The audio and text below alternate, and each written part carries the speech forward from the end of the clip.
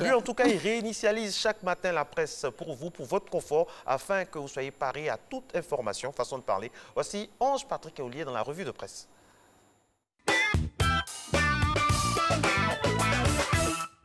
Bonjour Alix, bonjour Marco, bonjour à tous. Les rapports entre le Parti démocratique de Côte d'Ivoire et le RHDP et la grève dans le secteur de la santé sont les deux sujets évoqués par la majeure partie des quotidiens ivoiriens.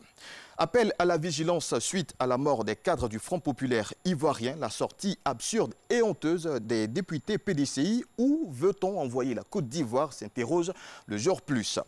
Crise entre les ex-alliés oufouettistes, la stratégie du RHDP contre le PDCI, les quatre axes majeurs de la riposte du parti de Bédié, titre le journal L'Inter à sa une.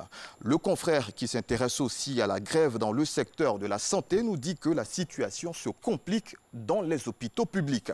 Le front social en ébullition, hôpitaux, préfectures, sous-préfectures bloquées, lance notre voix à sa une de ce jeudi. Les syndicats de la santé maintiennent leur grève et les agents du ministère de l'Intérieur paralysent tout. Article à découvrir dans les colonnes de ce tabloïd ivoirien. Et Soir Info de renchérir, les médecins débordés, les malades livrés à eux-mêmes. Et puis, sur les 30 millions de francs CFA versés par le PDCI aux avocats français dans le contentieux électoral, voici ce que Jean-Louis Billon dit, pointe Soir Info. Ce quotidien explique par ailleurs comment Laurent Gbagbo a reçu et a annoncé la nouvelle liée au décès de Aboudraman Sangaré à Charles Blé Goudé. Le décès de Norbert Saraka, ex-entraîneur des éléphants locaux et de l'Africa, est aussi repris par la presse de Côte d'Ivoire. À l'international, les résultats des mi-mandats aux États-Unis sont connus depuis hier. D'après le courrier international, ce scrutin enregistre un nombre record de femmes à avoir été élues. On va refermer cette revue de presse par une trouvaille atypique.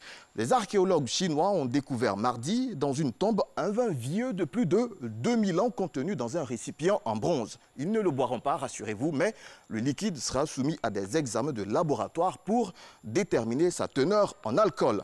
C'était notre revue de presse de ce jeudi. Merci de l'avoir suivi. À demain.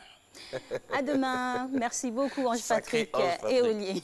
Et puis modéré avec l'alcool. Imaginez, ça doit être magnifique ça. Il doit être assez bien dosé avec en teneur. Après un bon guaguassou, bon qui donne de méthode, 2000 ans d'âge. Ah là là là.